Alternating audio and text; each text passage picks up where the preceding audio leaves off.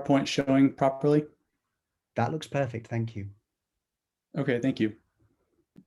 Well, thank you, Hugh, for organizing this year's colloquium and to all the other presenters for your very engaging papers over the last few months. I'm delighted to present my paper, The Fragmentation and Digital Reconstruction of a Greek Lectionary, GA Lect 2434. I'd also like to thank the Center for the Study of New Testament Manuscripts, where I worked while completing most of this research, for providing financial support to purchase undigitized leaves of this manuscript. And there are a few others I'd like to acknowledge before beginning. Research is at its best collaborative, and this is even more true when you're studying scattered manuscript leaves during a global pandemic. So I'm grateful to nearly 20 librarians, curators, and researchers who scanned images, checked provenance and other records, and clarified information about the leaves I was studying in their collections. And I'd like to single out Miriam Intrator of Ohio University and Maggie Long of Wesleyan University, who have joined us today. Now, the fragmentation and digital reconstruction of a Greek lectionary. Manuscript fragments present a significant challenge for studying the material and textual history of the past. Fragmentologists seek to examine these artifacts in order to reunite lost leaves virtually or in print, and to better understand their historical context. The advances made in digital humanities, especially digitization and electronic presentation of manuscripts with their metadata, present new opportunities for digital fragmentology. This paper is an example of such work. In 2019, my colleagues at the Center for the Study of New Testament Manuscripts were tracking the digitization status of Greek New Testament manuscripts in North America. GA Lect 1584, housed at the University of Kansas, had already been digitized. And knowing that Kansas is my wife's alma mater, Jacob Peterson sent me a link to the image. Upon viewing it, I have recalled a manuscript that I had recently examined at Houston Baptist University's Dunham Bible Museum. I conducted a quick search of the Lista and NTVMR, which revealed the official catalog to list folios of this same manuscript at 5 institutes and assign it 4 separate Gregory-Aland numbers. These pieces were originally part of the same codex, and by researching the provenance of these manuscripts, led me to identify 2 of its previous owners and 20 more leaves in 15 known collections. This fragmented 16th century lectionary now stands apart as the most widely scattered Greek New Testament manuscript in the Kurzgefasste Liste, a dubious title previously held by the Purple Codex N022. My initial search of the Lista identified GA Lect 1584 at the Spencer Research Library at the University of Kansas, GA Lect 2282 at Southwestern Baptist Theological Seminary, GA Lect 2434 at the Dunham Bible Museum at Houston Baptist University, and GA Lect 2487 with a single leaf at the Pierpont Morgan Library and Museum, and 16 leaves at the Parker Library at Corpus Christi College, Cambridge University. I was able to isolate these manuscripts from a number of physical characteristics. They were all given dates between the 14th and 16th centuries, and I believe a 16th century date is more accurate for reasons that we'll discuss later.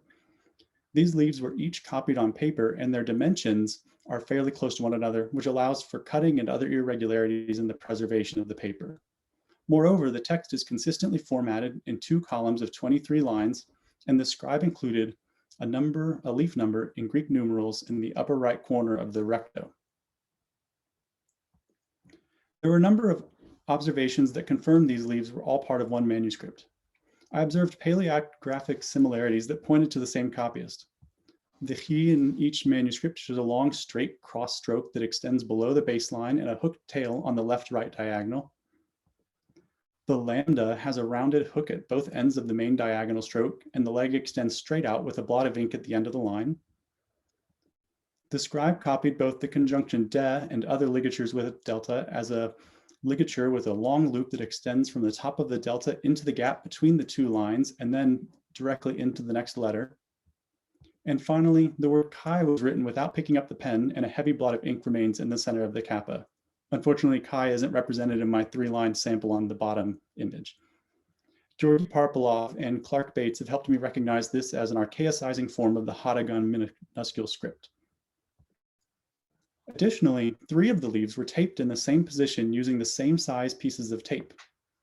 The Cambridge leaves do not show signs of having been taped, so I checked with Scott Guara a medievalist at the University of South Carolina who donated the leaves to Corpus Christi College in 1991, and learned that at the time that he made the donation, they were still bound between green boards and have since been, the binding's been redone.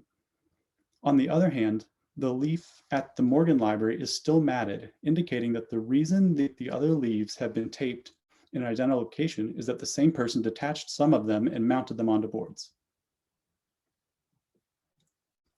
The leaves also show damage and deterioration in the same locations on the page. For example, folios 100 and 101 are held at Cambridge in Kansas. And then when you put the two together, in the center of the page on the inner margin, a round stain spans the two pages. And then there's another stain in a triangular pattern that goes from lines 20 to 23. The same patterns of damage in folios at separate collections clearly points toward them being detached parts of a single codex. And finally, the other important piece of evidence demonstrating that these leaves belong to the same codex is a watermark on most of the leaves. The watermark displays a set of scales within a circle suspended by a chain incorporating two circles from a six-pointed star. This is briquette number 2601 and also can be found in Dieter and Johanna Harlfinger's volume on watermarks in Greek manuscripts. It was in use in Venice, northern Italy, and Syracuse at the end of the 15th and early 16th centuries. The watermark is visible even in many of the images, including this leaf from Houston Baptist University, which I've manipulated to make the watermark slightly more clear. The physical traits combined with these specific comparanda conclusively show that these belong to the same codex, and Katie Leggett and Greg Paulson at the INTF agreed with these findings and have consolidated all the fragments to GA Lect 2434. The fact that this manuscript is already known in 5 locations raises questions about its history. How did it get split apart, and where is the rest of the manuscript if it remains extant?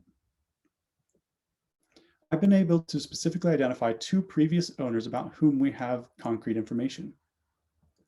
The first is Sir Thomas Phillips, a bibliophile extraordinaire from the 19th century.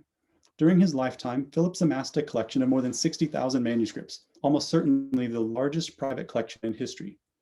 And left with a massive collection and little funds, his heirs began to slowly sell the collection of books and manuscripts beginning in the late 1800s, a process that took more than 100 years.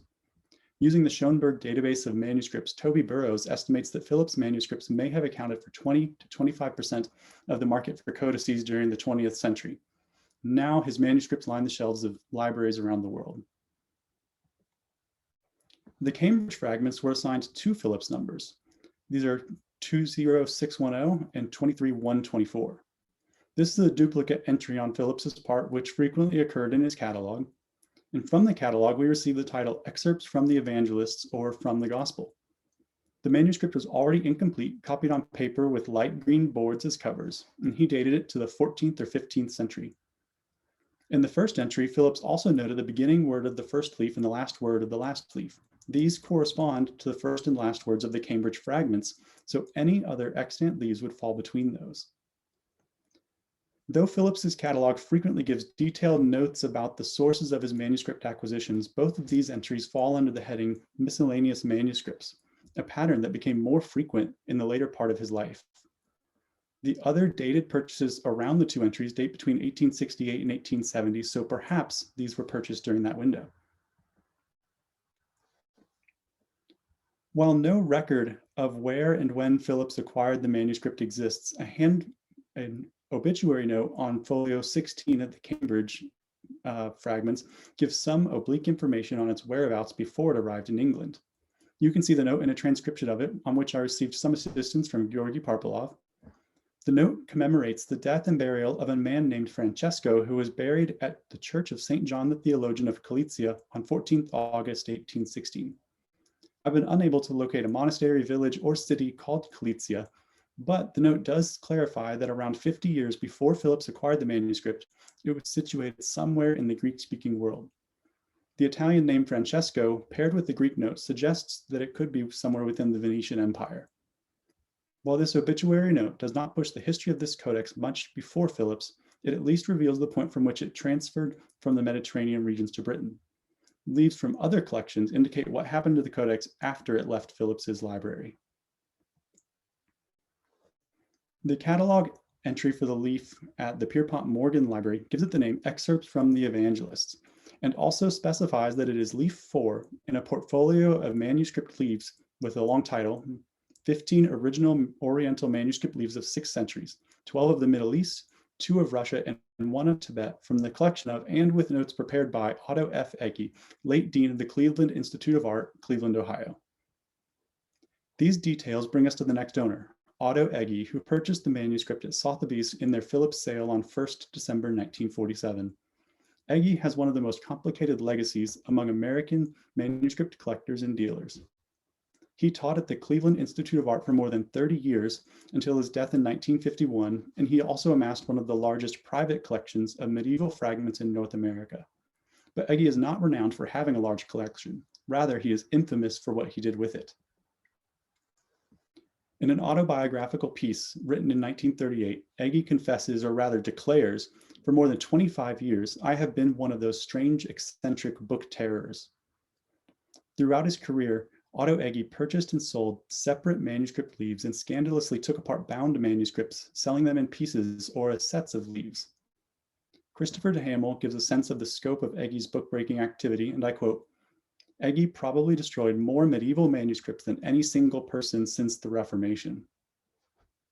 Lest we simply think of Egge as a ruthless profiteer, he did espouse educational purposes for distributing manuscript leaves. Surely, to allow 1,000 people to have and to hold an original manuscript leaf and get the thrill and understanding that comes only from actual and frequent contact with these art heritages is justification enough for scattering of fragments. Few indeed can hope to own a complete manuscript book. Hundreds, however, may own a leaf. You can hear his sense of salesmanship coming through in that quote. Damaging and destroying cultural objects grates against our notions of curatorial care, and as we can see by his need to write an apology for it, the practice was met with criticism in his day as well. Whatever his goals were, Egge continually dismantling and selling manuscripts to the end of his days. Egge distributed both floating or rogue leaves as well as portfolio sets of leaves from various manuscripts and rare books. Some sets included as many as 50 pages from 50 different sources, cut from their bindings, matted onto boards with object descriptions, and then gathered together into a box. You can see an example of the full matted presentation of this leaf of Lect 2434 from Wesleyan University. Egge created multiple copies of his portfolios with each set including a distinct page from each manuscript. Consequently, leaf number 4 in one set almost always came from the same codex as leaf number 4 in the other sets. Each portfolio was numbered. In the case of Oriental, the sets are numbered out of 40. The existence of 40 sets that include this Byzantine lectionary presents a tremendous opportunity for finding additional leaves that are not currently registered in the Kurzgefasste Liste. Our starting point for identifying additional leaves is Scott Guara's work, Otto Egge's Manuscripts, which gives a summary of his acquisition history, appendices on each convolute, and a catalog for each known manuscript that Egge possessed. Medievalists and manuscript researchers tracing Egge's leaves follows Guara's handlelist numbering system. Lect 2434 is handlelist 64. Guara lists the following 12 locations for Oriental and one group of floating leaves, which are shown here on the slide. I've been in contact with the Walters about their set, but the set number is not recorded in the online database, and they've been unable to check the number yet due to the pandemic. Only those recently cataloged at the Morgan Library and Cambridge University had already been entered in the Liste before I undertook this research. Thus, we can add 10 leaves of this manuscript to the register. A few of the institutions with Oriental also own other Greek New Testament manuscripts that were cataloged in the Liste. These are Duke University, the Morgan Library, New York Public Library, and the Walters Art Museum. Not surprisingly, this leaf was not included in their entries of Greek New Testament manuscripts or in descriptive catalogs of their Greek manuscripts because it had been separated from the rest of its codex and collected under a different name. Egge's biblioclast work has had the downstream effect of making it exceedingly difficult to detect these leaves. In addition to the portfolios and leaves identified by Guara and Otto Egge's manuscripts, I discovered 7 leaves of this manuscript in 4 known locations. In addition, 1, possibly 2 leaves had been auctioned since 2000, but have not been listed here because their whereabouts remain unknown. These locations are the Cleveland Museum of Art, the Newberry Library, Ohio University, and the University of Michigan Museum of Art, which has 3 leaves in 2 portfolios. The Cleveland Museum of Art published an educational booklet called The Art of the Alphabet that includes a large image of the leaf with a caption giving the name and physical description of the object. But the leaf was not listed in the museum's comprehensive online catalog. Librarians at the Cleveland Museum of Art confirmed that they do own the leaf and that it is part of their Art2Go education program. Objects in this teaching collection are not part of the main catalog, so without a digital copy of this booklet being available online, the leaf would not have been found. The rest were not as difficult to find. Chicago's Newberry Library owns a complete copy of the 15 original Oriental manuscript leaf set, numbered 27, which was included in their online catalog and donated during the 1980s. Ohio University holds a rogue leaf. It was donated by Gilbert and Ursula Farfel with more than 200 other leaves from printed books and manuscripts. Gilbert Farfel kept notebooks about his manuscript acquisitions and recorded that this leaf was acquired at Maggs, a London-based dealer, in June 1997. You can conveniently view both the manuscript and notebook side by side on the website because they're using a fully IIIF compliant Mirador viewer. While the Gilbert and Ursula Farfel collection includes at least 4 other Eggy leaves that I was able to identify, these were purchased at different times, so the Farfels probably did not acquire a deconstructed copy of the portfolio. The University of Michigan Museum of Art owns 3 leaves of this manuscript that belong to 2 separate copies of Oriental. Their online catalog referred to all 3 leaves as excerpts from the evangelists without noting that they were part of an Eggy set. A registrar at the museum confirmed that they acquired the portfolio separately. In 1959, they purchased the 26th edition directly from Louisa Eggy, his widow, and then in 1987, Eggy's daughter and her husband donated the 11th edition. Portfolio 26 is particularly interesting because it contains 17 leaves, adding 2 leaves of excerpts from the evangelists and then an extra leaf of a Persian manuscript. Therefore, to date, 40 leaves of this Byzantine lectionary have been located at 20 different locations. Though there are relatively few pieces of this codex remaining, it has been scattered among more institutions than any other manuscript in the lista. Having identified numerous new leaves, we can transition to reconstructing the codex, situating the manuscript leaves we do have in context with the folios, like they would have been in the codex. Since Phillips's catalog gives the first and last words of the manuscript as it was in his collection, and these appear on folios 32 and 117, no more than 86 leaves remain from the original codex. The 1947 Sotheby's auction catalog notes that the manuscript had 86 leaves at the time that it was sold to Eggy. Therefore, nearly half the leaves belonging to this surviving portion have been identified. As only 15 of the original 40 Oriental portfolios have been identified in known locations, finding the rest of those sets, including the 2 that have been auctioned in the last 2 decades, we likely could find 25 more leaves in Oriental sets, so long as any of the single loose leaves we know of weren't originally part of a deconstructed set. If that's the case, that would leave only 21 leaves either lost or preserved separately to track down.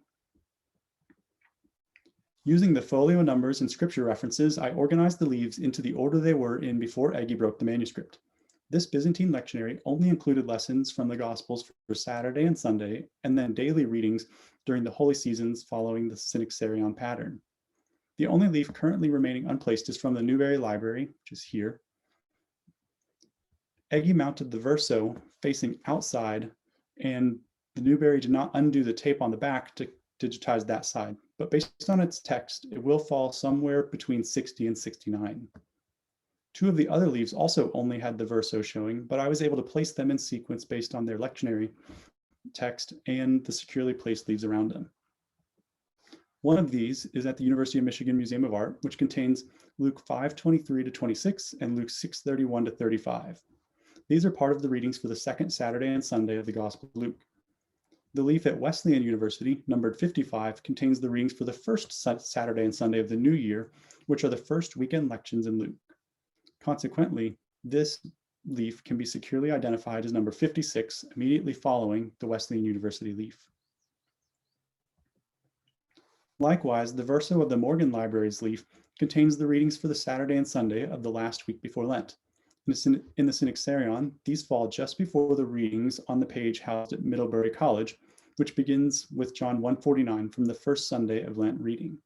Therefore, even without the folio number showing, this leaf can be identified as number 76, with one missing leaf coming between them that would contain Mark 2:23 through 35 and John 1:44 through 49.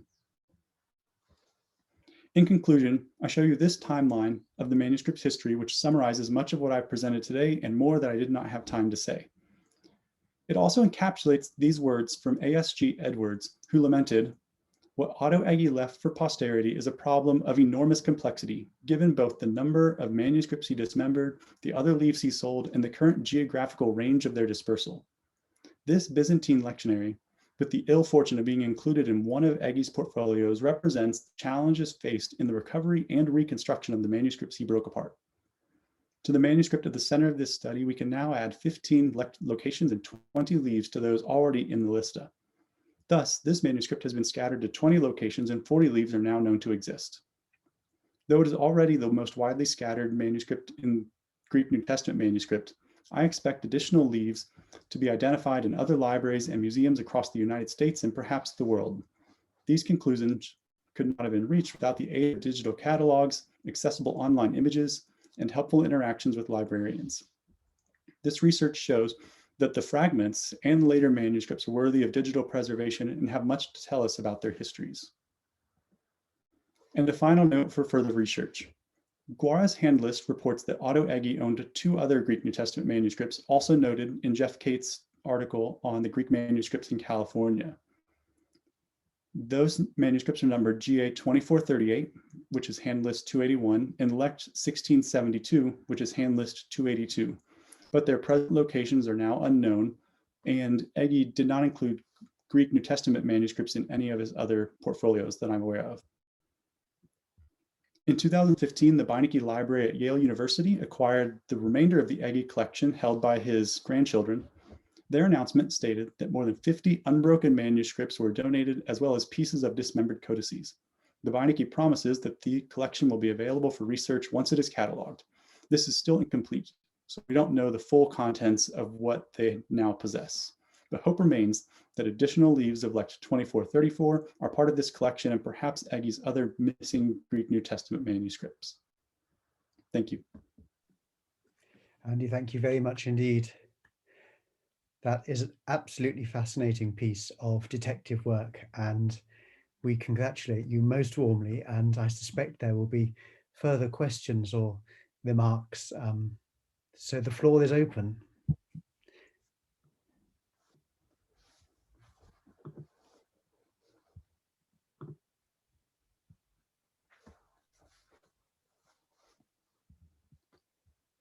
There's certainly some congratulations coming in the comments. Thank you. Are you planning yourself to continue on the hunt of these leaves which you know are still missing? Yes, I do hope for it, and I look every month or so to see if there's been any new auctions listed with leaves.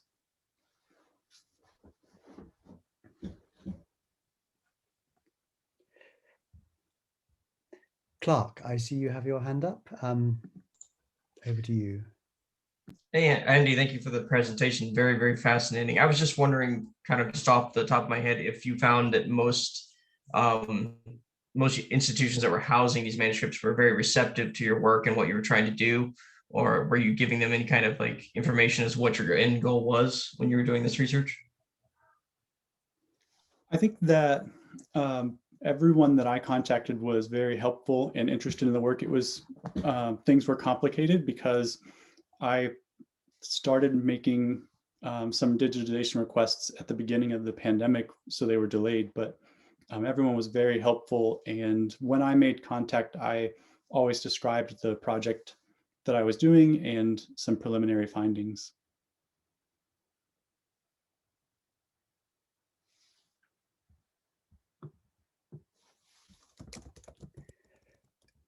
Can I ask if you're in a position yet to tell us anything about the text of the lectionary, knowing that actually placing lectionaries is quite a challenge anyhow, and so identifying distinctive textual features is something that may not be as straightforward as it would be with a continuous text manuscript?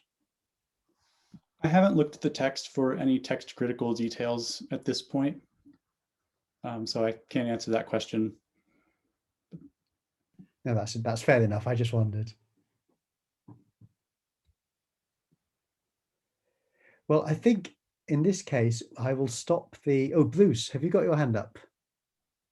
Yes, thank you, Andy.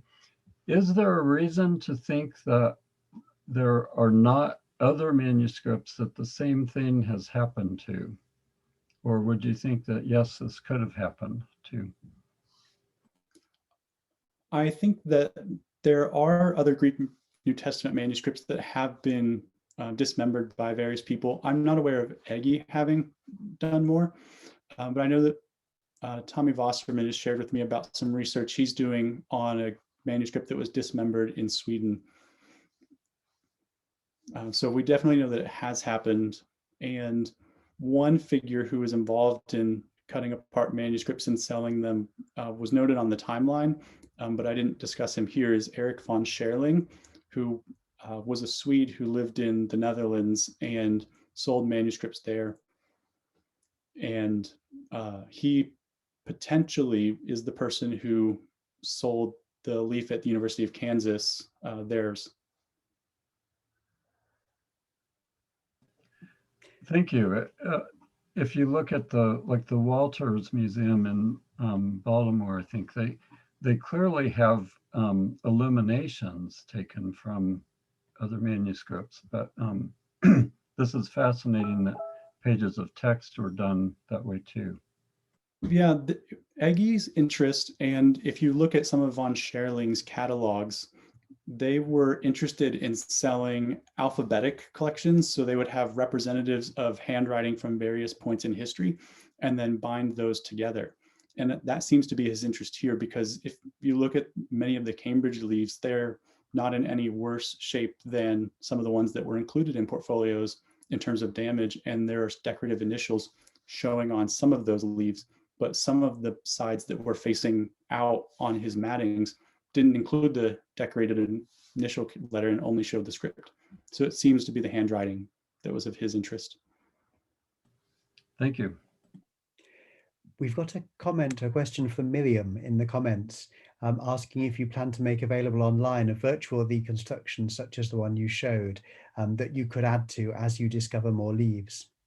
I would be very interested in that. And the institutions that have made their images available and agreed to share them are at least hosted on the Center for the Study of New Testament Manuscripts website under GA Lect 2434 at their Gregory-Aland number. I would be interested in hosting this project as an example on the Fragmentation website and their database. And that's an area that I'd like to take this research further, but I'm not sure about the image rights with each institution being able to put those on Fragmentarium, but I think that would be an ideal location. Great, thank you. Would anybody else like to ask anything as part of the general session? Wave or type or do something. Otherwise, I think I will stop the main session now. So thank you again, Andy, formally for a